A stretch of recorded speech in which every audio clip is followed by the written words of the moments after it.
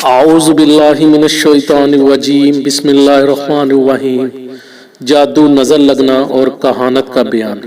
ए आयशा, क्या तेरा ख्याल है कि अल्लाह ने मुझे वो बात बता दी है जो मैंने उससे पूछी थी? हाँ, मेरे पास दो फरिश्ते आए थे, एक मेरे सर के पास बैठ गया और दूसरा मेरे पाँव के पास। सर वाले ने पाँव वालों को या पाँव वाले ने सर वाले को कहा, इस आदमी को क्या तकलीफ है? दूसरे ने कहा, उस पर जादू हो गया है। पूछा, किसने जादू किया है? बोला, लबैद बिन अल असम ने। पूछा, किस चीज में? बोला, कंघी में, बालों में और खजूर के गुच्छे में।